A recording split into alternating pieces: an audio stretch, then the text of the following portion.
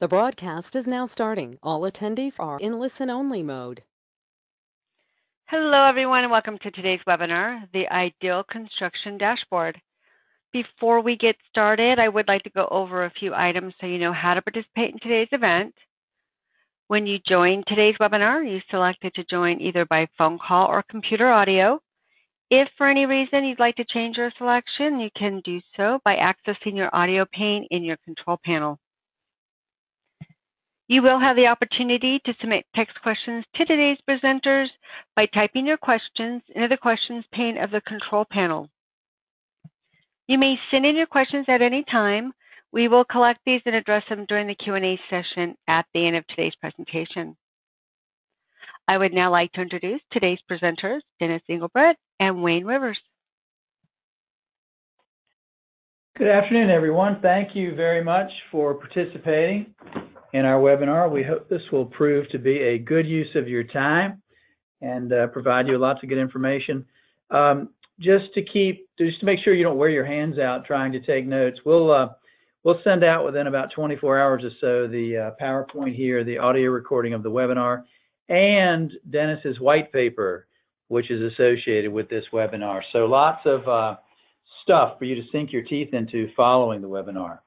So we have our disclaimer here. Don't do anything without talking to your advisors, basically is what that says.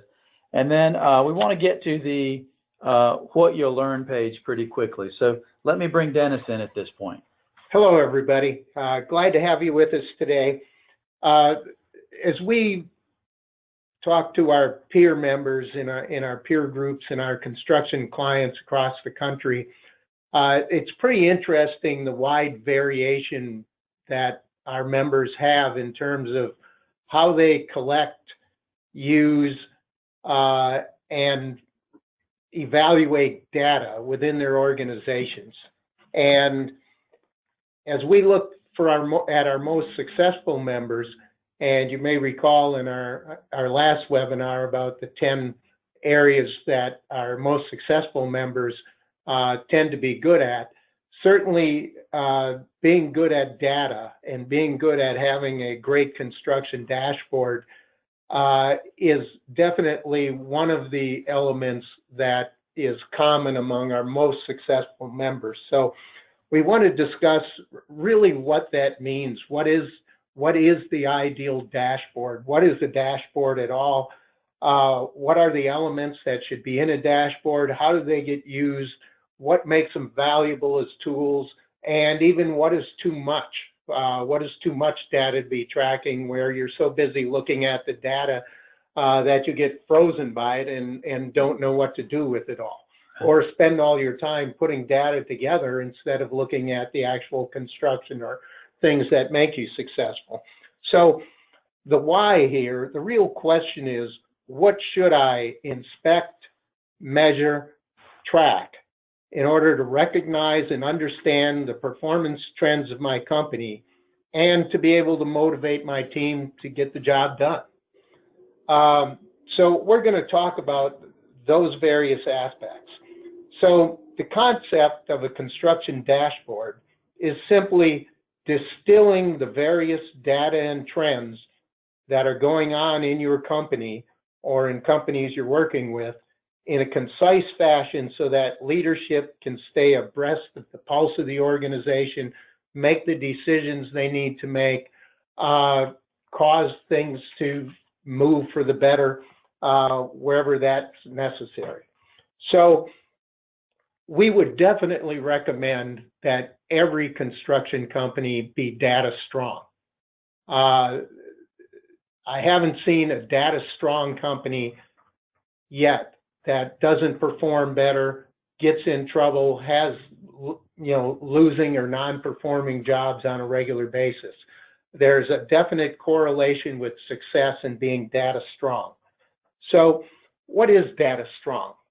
Well, to me, data strong means that you're relying on what's actually happening. Data oftentimes tells a different or more accurate story than your gut feel or your perceptions that you have.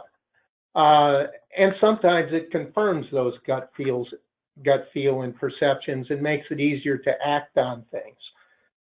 But it can also help you be better strategically and help guide the activities that assure day-to-day success. The longer problems go undetected or unresolved, certainly in the surety industry, you find that the more difficult they become, the more costly the solutions are, and the more at risk it puts organizations. So we want to use data to make sure that, for one thing, issues that are on the horizon are seen early and can be resolved versus becoming complicated and more costly as you go down the line. You also want to use data to see how your people are performing. And as an example, if you have a project manager and you see that one project manager is handling twice the load in terms of, let's just say one project manager is handling work at the rate of $24 million a year, and you have others that struggle to handle $6 million worth of work a year.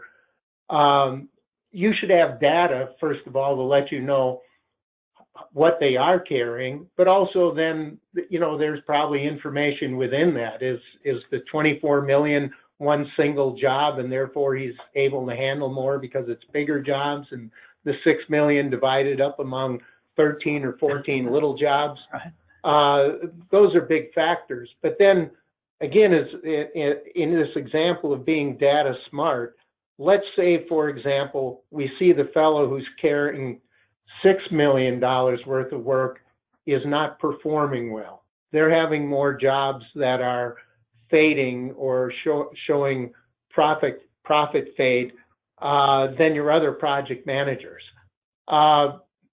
Now, several things could be going on there, of course. It could be the jobs weren't set up well, they weren't estimated well, or it could be perhaps that he has too much on his plate and can't get everything done. So by realizing that early, you as a manager have the ability to support them in another way, or make sure that we don't continue putting things on the plate of your overloaded people, and try to distribute the work more evenly, or so people can be more successful. Accountability certainly is a big issue with it, for leaders of every organization. Is how do we get accountability? What does accountability even mean? In today's world, or I should say in yesterday's world, accountability was kind of a top-down concept where people applied accountability downward. In today's world, it seems to be that accountability seems to be more bottom-up. But in order to be accountable in a bottom-up sense, the people that are accountable have to have good information, good data to know how they're performing as well. Being data strong, of course, gives you the tools to make sure that your company can stay on track. Let's talk a little bit about benchmarks now. Data in and of itself, or in a vacuum, oftentimes doesn't tell you much. And I'm going to give an example from my experience. So at a retreat with one of my customers, they decided to have a skeet shooting event, and I have not shot it. Isn't going to turn out badly, is it? No, I hope not. But I hadn't shot a gun in some 45 years, and that was a BB gun. So I wasn't expecting to be very good, but on this course of 10 stations, 10 shots at each station, I ended up hitting, I think, maybe 23 targets, which, on the face of it, so I hit 23 out of 100, or kind of like a baseball hitter hitting 230. Now, the question I put out there, is that good or is that bad? Well, in the perspective of somebody who hadn't done it before, maybe that was very good. But if I were a tournament shooter, for example, maybe 89 is a good score. So it's important, any data that you have a benchmark to put it against. Another example I use in the white paper that we'll be following up with is a welder. I could go out to your job site and I could look at a weld and I could see whether it's smooth or, is it pretty, is it full, or are there any gaps in the weld? I might be able to see that from the outside. But if that weld has structural importance to your job, we need to know much more, right? So, I might need testing equipment to see the depth of the weld, how solid it is, where I don't see it, things like that tell me whether it's a good weld or not. Again, without a baseline of what that weld has to be, I can't tell whether it's a good weld or a bad weld. And financial information and data is very much the same. I'm going to give you another example. One of our clients had really a terrific amount of growth in both revenue and profit from 2015 to 2017.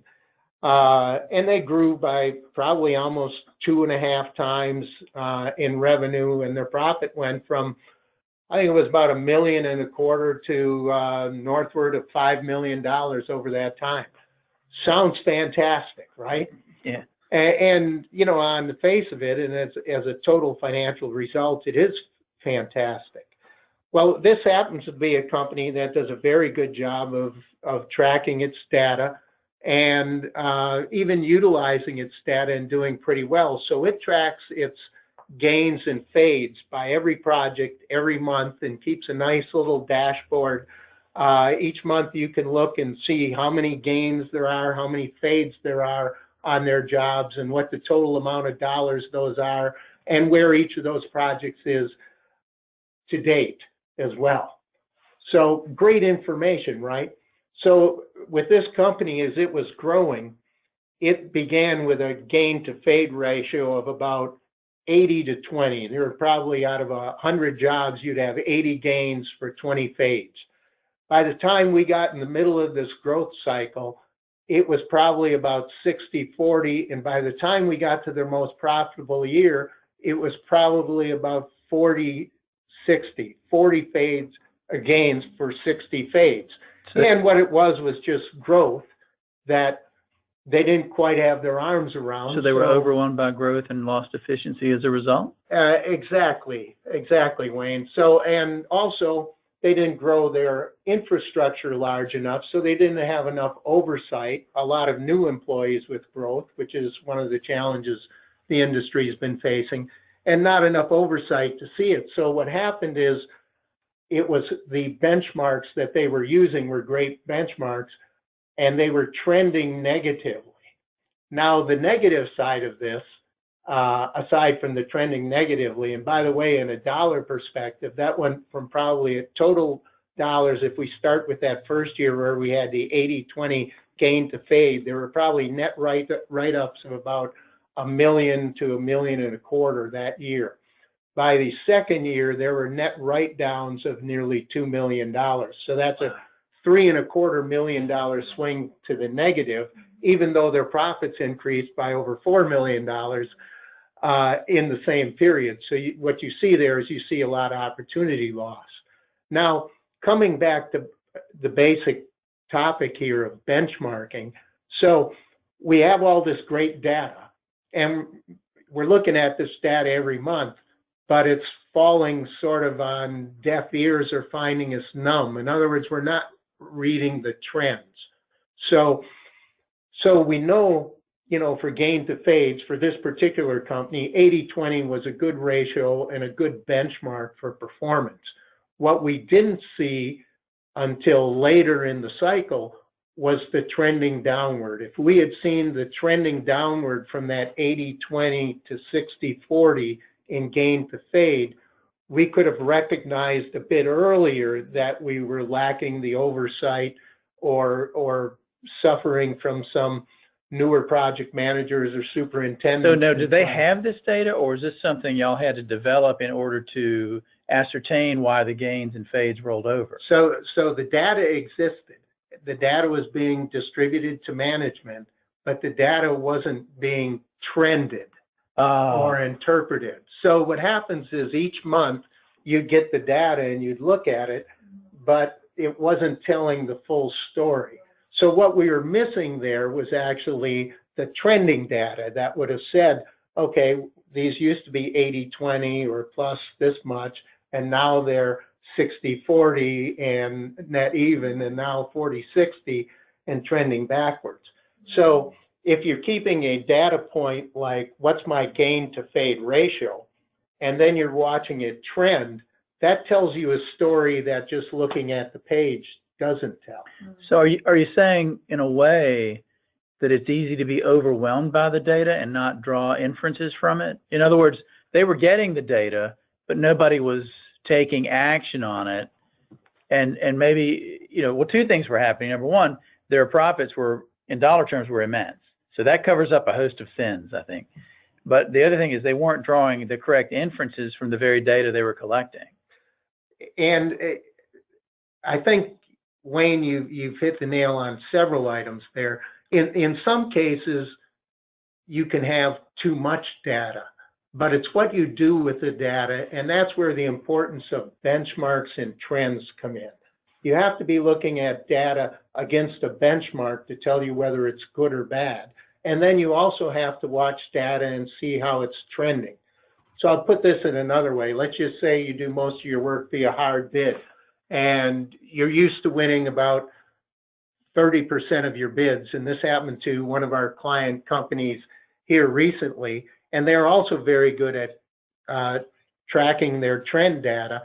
And their success ratio on pursuits, and these were usually best value pursuits, their success ratio went from about 40% to about 18%.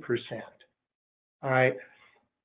First of all, that's a pretty dramatic change. At the same time, actually, their gross margin was going down, so that's sort of a double whammy, right? So we got less work and we're making less money with it. So, what we had to do then is take that data and figure out, okay, what's behind this data and what's the trend in this data. And the bottom line, I think, again, there's an answer to the question. The answer to the question is that they started pursuing work in a lot of areas, both geographically, they had opened a new front and were pursuing a lot of work where they had to compete on a less favorable basis where their value proposition wasn't as well recognized. And at the same time, they had kind of gotten stuck in a commodity side of the market where people were really valuing low price over the values that they brought. So once they realized the trend from the data, understood the data, then they're able to make a shift change and get the company back on the right track and make it work a little bit better for them. So just a couple of examples, and within our white paper, you'll find a lot more detail on this than we can cover during this. The white paper's pretty darn exhaustive in its information. So let's start to look at some of the basic dashboard components and some explanations of those. Again, sort of as you look at this and you look, what gets measured gets done. I think the first time I had a consulting assignment in the construction business, I walked in and that was on the wall.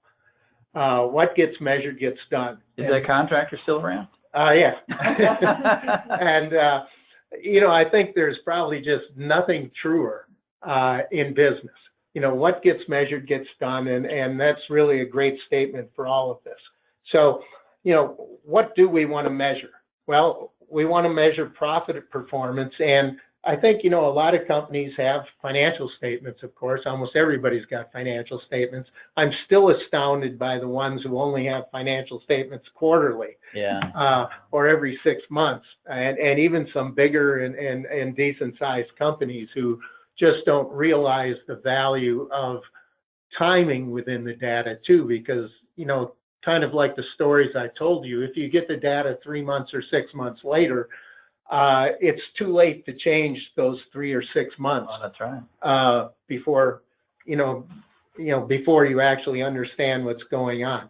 But anyway, with number one here, profit performance, obviously you want to measure how you're doing overall as a company. And there are many elements within that profit performance that we'll get to. Secondarily is operational performance. What is the data, as we said, how are our jobs performing? Another aspect that we could be measuring is how are we doing in terms of finishing our jobs on time? A good example, and probably one of the themes of the last year, as you know, our construction industry hits the manpower and skilled manpower issues that we have out here. It's harder and harder to get a job finished on time. So what are you measuring there? I've seen great success this year, for example, for several of our contractors have put a dashboard in someplace in their office where everybody can see it, and they're listing all of their jobs, and they're tracking on a plus or minus basis how many days they're ahead or how many days they're behind schedule, and putting that in front of everybody and keeping that up to date at least on a monthly basis. So that's just another element of operational performance. I was just talking about bid results or pursuit results. That's an operational performance issue, and an example of that. Gain to fade, that's another example of an operational performance issue. And actually, so under 3, of course, pre-construction, estimating, business development, those are areas that need to be measured as well, so that you know you're still following the best strategies. You know, I oftentimes, people who hard bid, I oftentimes ask them, you know, a simple question, you know, what's your bid win ratio? And somebody will say, well, 20%. I said, how many people are you regularly going up against? And let's just say they say, well, 4 other people. I say, well, that makes sense then. If you've got 5 average bidders and you're winning 20%, you're getting exactly your share mathematically, right? But many times the answer would be, well, I'm bidding against 3 people and I'm winning 50%. Well, then maybe you're leaving money on the table, or maybe you're just great at what you do and you've got a better set of subcontractors. But again, those measurements tell you certain things, and then you can make business decisions.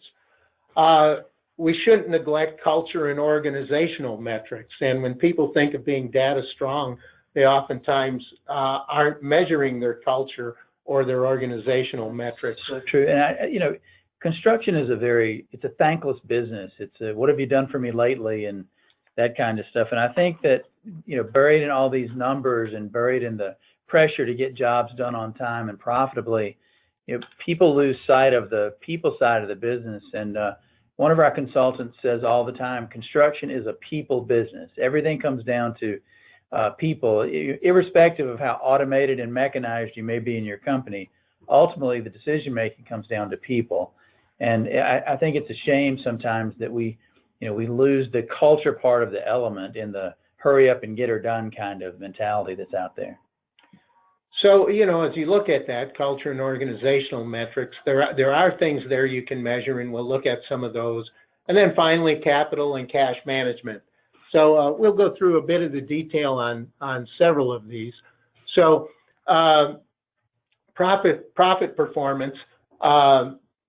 Again, we talked about having a benchmark to work against. Oftentimes when we look at profit performance, we're calling that a budget or a forecast, or, you know, a target. You know, what are you working toward? And then as you go through the year, measuring your progress against that. In construction, we always have backlogs. We have a certain amount of work in process, and then we have a certain amount of work booked for the future. So within that, we have a certain amount of gross profit that we currently have booked, subject to gain and fade, of course, going forward, that, you know, that is going to play out. And if we want to grow, of course, we want to keep that gross profit number going up. And I look at gross profit, by the way, you know, as the number one measurable in construction. Many of you have read the book Good to Great, I'm sure. And within that, you may remember something they called the hedgehog concept, which was identifying against 3 questions the primary focuses of your company, and to make sure that all of your activities are around those 3 focuses, thus keeping things simple, the hedgehog concept. And within that, one of those questions is, what is the single equation that defines success for your industry. And in construction, I like to think that the single equation is simply gross profit earned versus overhead. That's going to determine your profit and loss each year. Now, to generate that gross profit, of course, that comes in many ways, from your selection of work to the amount of work you do and how you perform it, right? Several elements of that, and you want to be measuring each of those. And overhead, of course, is usually a fairly fixed number because it's mostly based on people, and you know how many people you have or are going to have for the year with some variables that'll happen. Yeah, so how do you respond to the often heard lament that you can't predict the future in construction? You can't look forward beyond, the next 6 months or so in construction because the industry is too volatile. Therefore, I can't do benchmarking. I can't do forecasting. Well, aside from saying you're wrong, that would be my answer. Now, what's your answer? I have heard that lament. And, to counter that, I would say that the companies that have forecasted, do strategic planning, put targets out there, do tend to hit and achieve their targets. And so that would be my first simple counter is if, it's the old adage about driving, if you get in your car and you don't know where you're going, any road will get you there, right? Yeah. And you often wind up in a place that's not comfortable. So again, it goes back to you've got to have benchmarks to where you're headed to measure how you're doing. Otherwise, it's just a number. Again, that brings up another question, because you mentioned benchmarks a lot, but so many contractors are out there on an island and they don't have, they can't compete, they can't benchmark against their competition. That's too intimate. That's weird. We couldn't do that. So where do I get good benchmarking numbers short of actually joining a peer group? Where can I go out and get good benchmarking numbers? Well, those numbers are available, not so much to the general public, but first of all, you can start with your own numbers and your own history. So, if your gross profit percentage, for example, historically has been 8% when you've done well, then 8% is maybe a good benchmark to be working off of as a gross profit percentage. If you know that, you've got about $1 million in overhead and it takes $1.5 million of gross profit to make $500,000, and $500,000 is your target, well, then you got to go out and deliver $1.5 million in gross profit. So you can create your own level of success. But, within this white paper, you will see that we've actually, and even in the outline here, you will see that we've identified some benchmarks for you in terms of, what are the norms in the industry. Of course, this is a cyclical industry, so those norms will vary as we hit a construction recession or we're hitting the high points where we probably are right now in the most profitable phase of construction. So the other answer to Wayne's question is, of course, do be in a peer group and you'll see what your peers are doing and get the benchmarking with that. Obviously, Travelers and some other organizations in the surety world provide those kinds of benchmarks for you.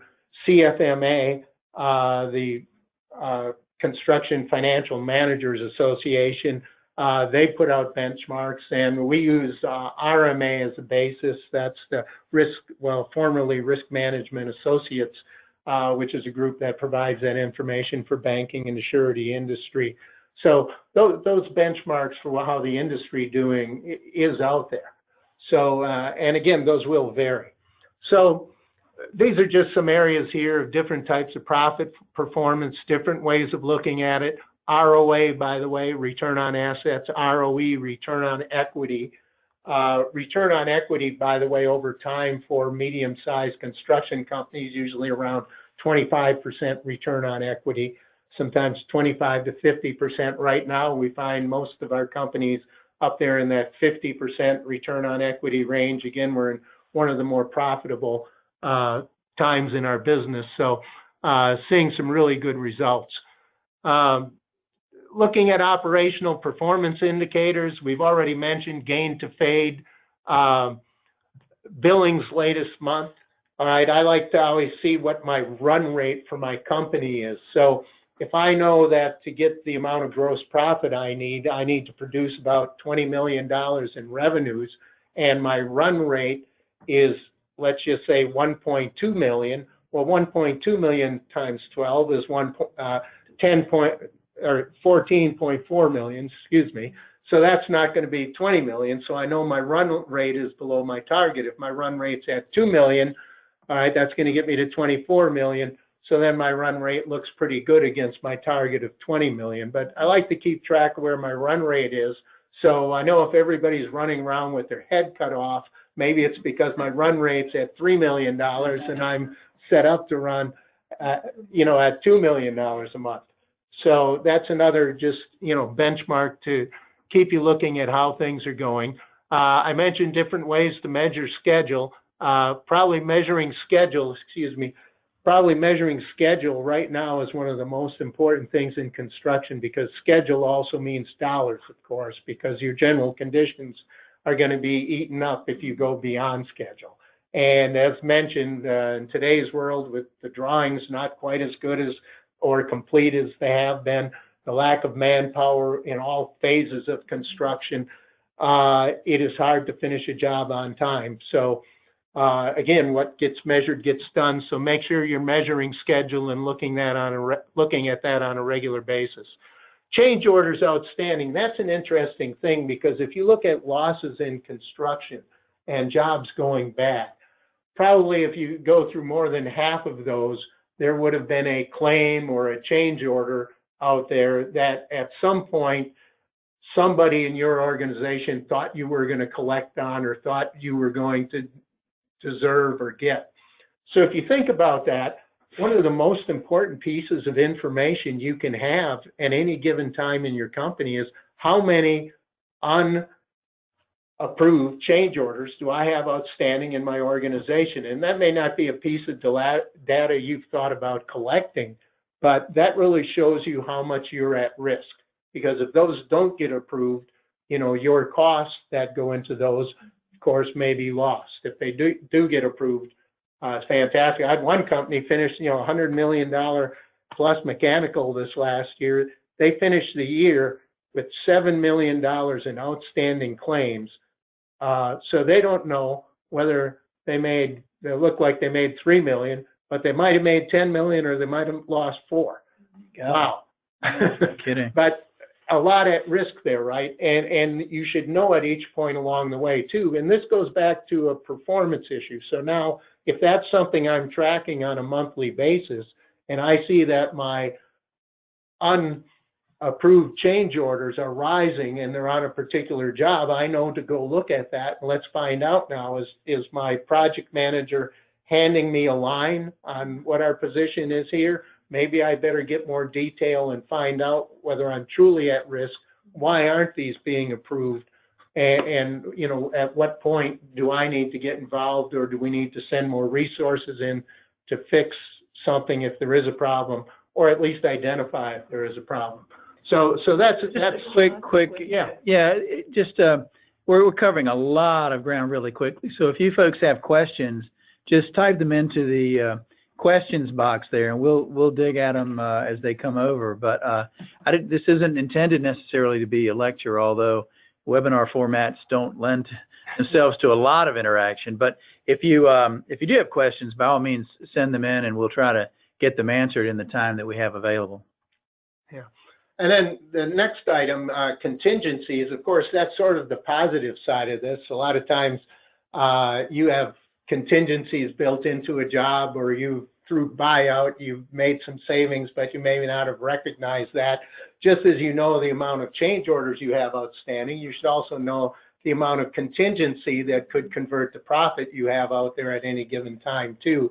And you should follow again the trending of those numbers, because we've discussed this in prior webinars, but really construction financial statements are a work of fiction, because at any given time, of course, you have these outstanding change orders, you have some of these contingency or potential write-ups going on in your business, and your financial statement may not be reflecting the reality of either of those. Of course, there is no blanket reality, because until the job's finished, completely finished, we really don't know where it's going to wind up. So it is based on estimates anyway, but you should know the elements at least that you're juggling at any given time. And then taking that down, the last item you see there is taking that down again by team member, both to be able to judge those team members' performance, for them to understand how they're performing, and to be able to hopefully coach them and support them in a way so that they can improve upon that. Again, one of the other dangers of data is using it in a negative manner. So tracking all this is good, but if you're using it against your employees, or going down to your employees, that can have a negative effect. So important data like this should be shared, and there should be a constant communication, because it should be identifying areas where you need to provide more support, more training, more education, more resources, as opposed to a way to beat on somebody or. Well, and given today's workforce, the composition of today's workforce, it's more important than ever to develop the pat on the back, attaboy, what do you need, how can I help you culture, rather than the, chew them up and spit them out culture back from the old. I mean, the ones that we grew up with, but the Vince Lombardi model was kind of in vogue. You were going to get yelled at if something didn't go well. Well, today's young people don't always react all that well, and they require a different kind of leadership, I suppose. Well, and I think also, people are not completely consistent for all kinds of reasons. So if you have 10 project people out there at any given time, I'm going to tell you that 2 of them are sideways today. Now, they may be sideways because they had a disagreement with their spouse this morning.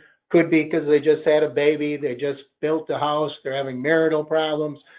There's financial issues, things you don't know about in most cases. But they're, or it could be they're just not wired right today. You have moody people, some who suffer from depression and other things, but really out of about every 10 people you have out there, 2 are probably sideways at some point today. So by having this data, again, it should be thought of more as support as opposed to, who am I going to get rid of today kind of thing. But you got to make sure that you're supporting your people and the ones who need the support, and identifying who needs the support more than others today, and getting your management resources there to give them the appropriate support to succeed. Pre-construction, we talked about a few of these, but just several of these. One of the themes, again, when we look at our most successful customers, I look at number 3 here, and it says new lifetime customer prospects booked. All right. Most great businesses are built on repeat business. That's right. And I like to use the term lifetime customers. I read a book by the car dealer guy who wrote, I forget what it is called, Wayne, do you remember? No. But it's about the lifetime customers. And anyway, if no help, sorry. People ask me, how do I measure my performance in business development? I said, well, if you could add 1 or 2 lifetime customers per year, that person that's going to provide you, let's just say, $500,000 of gross profit annually over the next 10 years.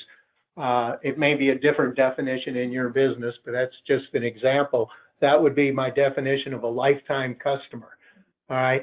If you could add 1 or 2 of those every year, well, your growth rate would be phenomenal. So that's just another thing to measure is, have I lost a customer? Have I gained a customer? And if you build your business on lifetime customers, you'd be doing great. Oh yeah, Wayne just brought it up. That book was Customers for Life by Carl Sewell. There you go. And a good recommendation to read. And then some of the standard stuff that you're looking at. Had an interesting thing this fall in one of our peer groups. It's hard to get subcontractor coverage in this day and age also if you're a general contractor because the resources of the whole industry are tapped. Yep. So, oftentimes you're not getting any coverage and sometimes it's just one or two bids on a particular trade or resource for your job. Well, we had one guy that just one day decided to go to his estimator and he said, if you get coverage of 3 subs in every trade on this bid, I'll give you $500. Well, lo and behold, he did it. Now, they were probably averaging 1.25 in terms of subs per trade going into that bid. So, that was interesting. Again, measuring the coverage that you're getting allows you to take action against it. In this example, well, we found out that it's possible, right? We found, and of course, we don't want to get into reward systems here, but again, it's something that if you don't measure, how do you know whether you're doing well, doing poorly, or what even you could do? So that's just a good example of what you could do. A couple of the culture and organizational metrics to talk about. Headcount, I put that in there just because a lot of us are in growth phases, and if you expect to double your business and not double, the amount of project managers and superintendents and support people that you have, well, you're probably missing the boat, and you end up not getting the benefit of growth because people will be tearing their hair out and coming apart at the seams. So tracking your head count, if you're based on your backlog, you're going to grow by 20% this year. Well, you got to make sure your organization is going to grow to fit that, whatever that is. So again, setting a target. What is your turnover rate? How many people are leaving your organization? What percentage of hires are successful for you? That tells you something about your culture. And turnover is an interesting thing. In today's world, it's awfully hard to replace people that leave because, as you say, the market availability of labor is just tapped out. But in normal times, to the degree there are normal times, I think people's turnover rate is too low. It just seems like so many contractors will keep employees long after their sell-by date. and it out of loyalty and all those things, it's quite commendable. But really, when it comes to headcount and it comes to employee turnover and ultimately employee contribution, I think our contractors would be well served by being a little harder edged in normal times. I wouldn't exactly be firing a bunch of people this afternoon, but and most times they don't have enough turnover to be healthy. Yeah. So on the last item here, employee morale and engagement. In our peer groups, of course, when we do a host audit, we always do a business health assessment, and that it's interesting as we go through many years. Clients that have been in our program for 15, 20 years have taken that survey 3-4 times.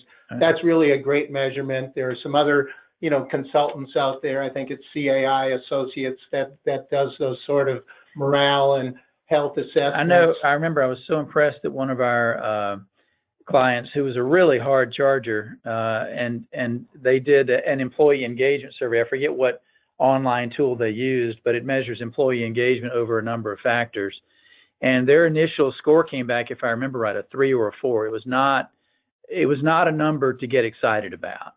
And recognizing that number and beginning to benchmark that number internally, they were able to move that from, let's say, a 4 to a 9 over the course of only about 2 years, simply by focusing on employee well-being, employee happiness, and those kinds of things. So there again, construction is a people business, and depending on your employees' level of engagement and ultimately morale, that may dictate whether or not you can get that next grade hire or not. Yeah, and I think, before leaving that completely, I think it's very important in today's construction world, more important than ever, that you have a great culture, and you should have some method of measuring that and seeing how you're doing and how you're trending again. And there are, a bunch of methodologies to do that with. The last one here, capital and cash management. These are all things that, many of you are doing, and it's interesting. Contractors tend to be more cash oriented I think, than they are other performance metric oriented. Yet they're sitting there with, an average of $12 million or whatever in the bank balance. So why are you looking at your cash every day to see if it's 12 million or 11 million eight? Yeah.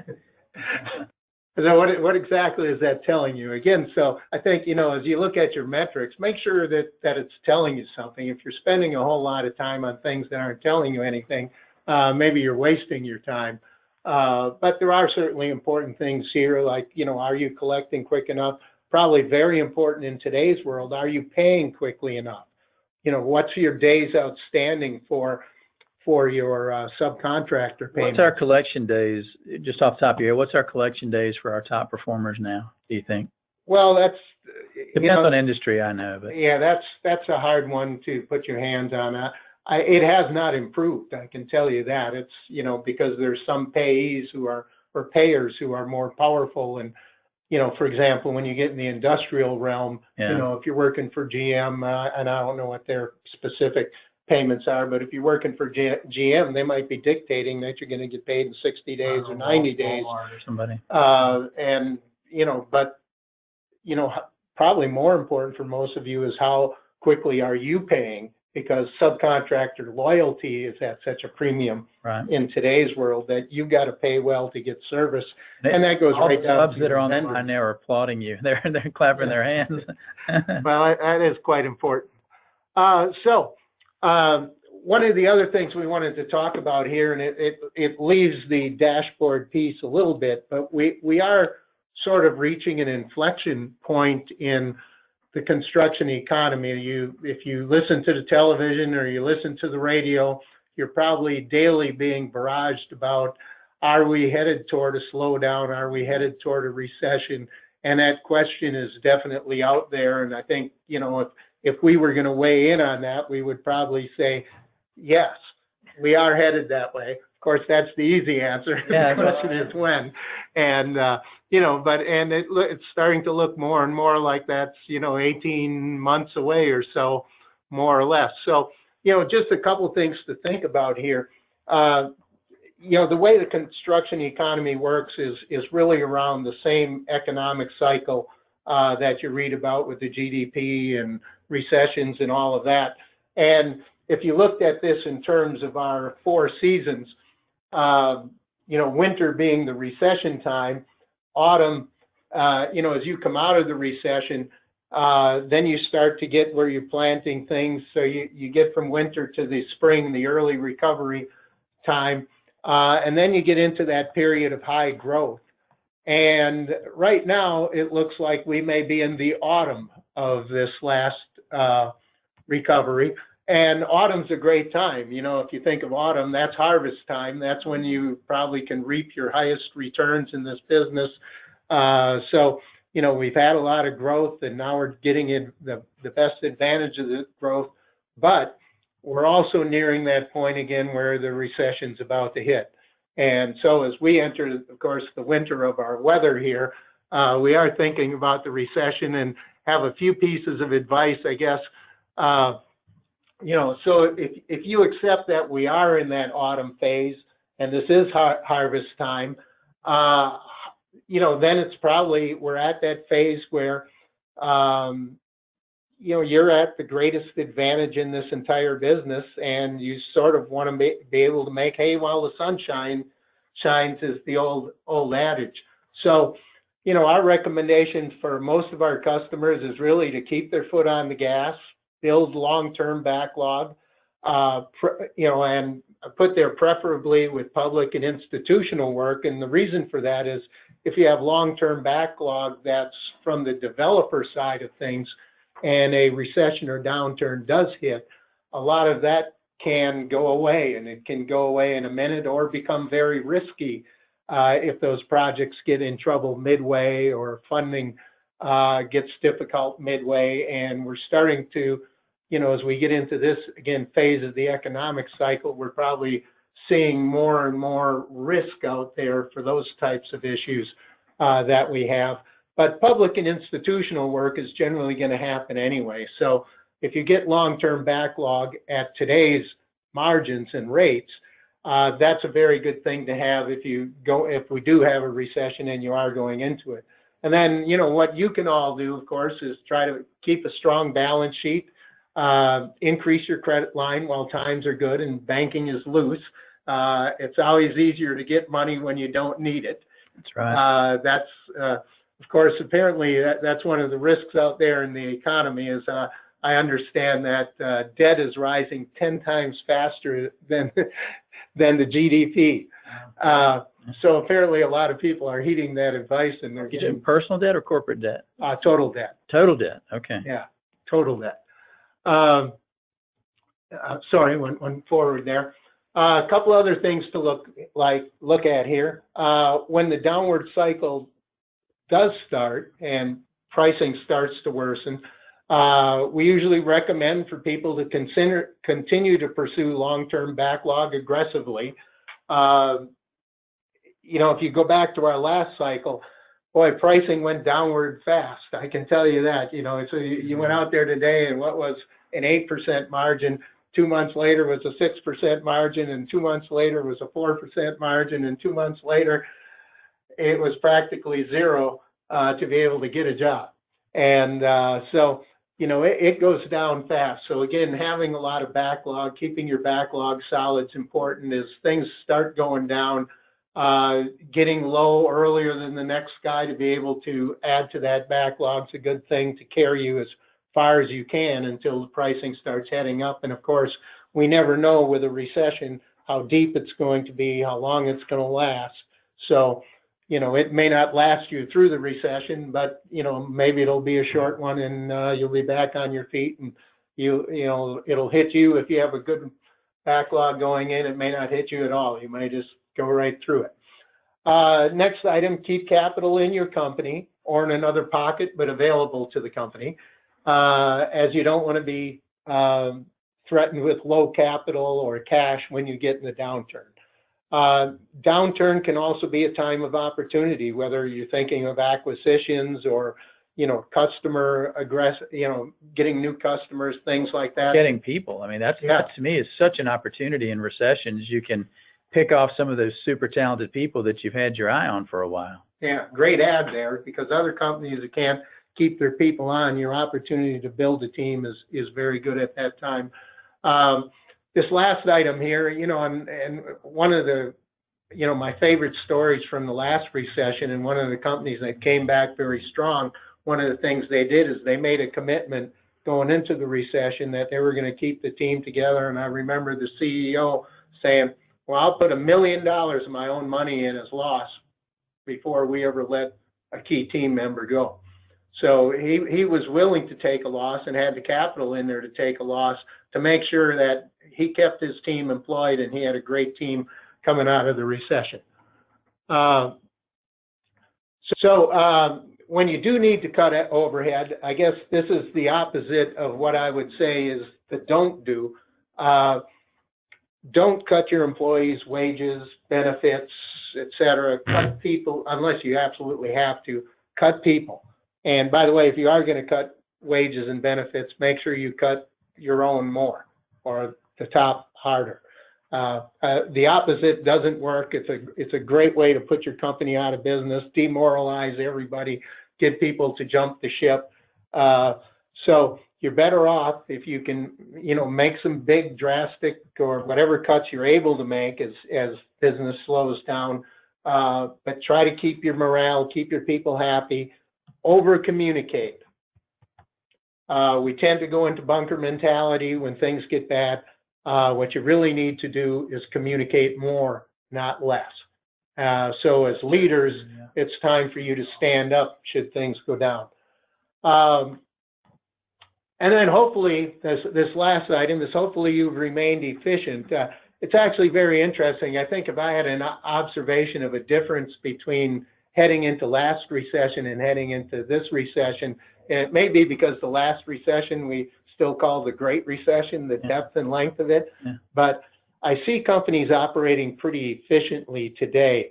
But going into the last recession, I think we had a lot of lazy operators. That recession taught us a lot. I mean, it was painful and it caused a lot of gray hair, but it was instructive in lots of ways because I've always said that the seeds of a company's destruction are sown in good times. And that's kind of what happened. Everybody was so, there was so much work out there and margins were so good. Everybody thought, we think in straight lines. Everybody thought the economy was going to boom forever, and we know that can't be possible. So we really weren't prepared. Even though commercial construction is 2 years behind residential, we still weren't prepared by 2009 or 10 or 11 when it really hammered commercial. But yeah, actually, Dennis, one of our questions is there a recession imminent? So you might sidetrack just for 90 seconds on that, because we're not saying that at all. Well, nobody knows, of course, is the answer to the question, but to the extent that anybody does know, we're working hard here currently on some indicators that tell us that. And, most of the indicators would indicate there's a construction recession coming in maybe 15 to 24 months out there. Again, nobody knows how deep, how long, or exactly when. You probably heard some things early this week about the yield curve turning negative, which has been a foolproof indicator of recession and construction recession.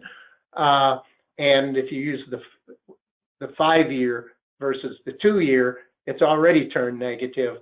So, and nobody really, these things are not definitive things. So there are a bunch of things out there that say, yes, this is happening. You can see weakness in a whole bunch of areas right now. So, will it turn into actual recession or not? Hard to say, but, everybody's forecasting, a slowdown at least. So. Yeah, and we'll plan next year as the storm clouds, if we see the storm clouds about to gather, then we will, we plan to do a pretty in-depth, hard-hitting webinar on what to do in tough times, because unfortunately, way too many of our peer group members were not ready for the recession last time and suffered as a result. So, for each of you, the things to do are really to be looking at the indicators that are out in the market. There are a bunch of different regional and sector indicators. We've got a few of them here in the outline. So you can look at those. I don't want to belabor on those at all, but look at what the indicators are for, the industries you do most of your business. I think in a general sense, I think for people involved in infrastructure, I think most of the things for infrastructure look pretty good going forward.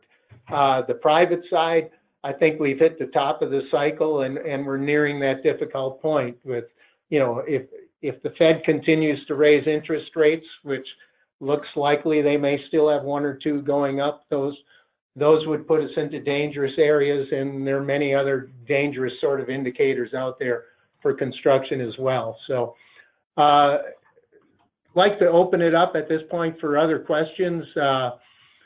What does anybody have out there that we can help you with? Yeah, well, there's some questions about the recording, and yeah, everybody that signed up for the webinar is going to get the recording, the PowerPoint presentation, and then the white paper as well. So, boy, I hope you haven't murdered your hand taking notes, because you're going to get all this in your inbox tomorrow. Question from Scott: is there a common benchmark for overhead percentage compared to gross profit? And again, it depends on whether you're a GC or a highway heavy or a trade, right? But maybe I don't know if you could, Scott, you may not be comfortable sharing that, but there is a common benchmark. We might have to dig it out, but. Well, the relationship between gross profit and overhead as a percentage really does vary too much for there to be any one single number there. Now, to track it yourself, because I would say definitely from an operational risk standpoint, if you've got a higher ratio of gross profit to overhead, your operational risk is lower, right? And if you have a lower one, hopefully both over one, right? Ratio below one, not good. Right. But a lower ratio over one, obviously you're much closer to the edge there. But again, I think, and we also have the issue is that many companies view their overhead somewhat differently. So whether or not particularly you include project management costs in overhead, or whether you include or consider that a cost of the job, would affect that ratio too, which makes it hard for there to be any single ratio for that. Right. Other questions? Well, it's getting pretty close to time here, Dennis. So our email addresses are in this PowerPoint, and you'll be getting something from us tomorrow. So we're easy to get in touch with. So if you have questions that maybe are very company specific or ones you weren't comfortable asking during the course of the webinar, just send those to us via email, and we'll try to get those answered. We hope you are doing your year-end strategic planning and thinking about 2019 and 2020. We'll be tied up all day Monday and Tuesday with ours here, but certainly as quickly as we can, we'll be getting you answers to your questions. So feel free to email us anytime. Kind of an open book around here. So if you've got questions as it relates to your closely held construction company, we are always interested in trying to lend a hand. So thanks for everyone for dialing in, and you'll be getting an avalanche of stuff from us here in the next few days. So keep your eye on your email box, and we appreciate so much your participation. Thank you. Y'all have a great day.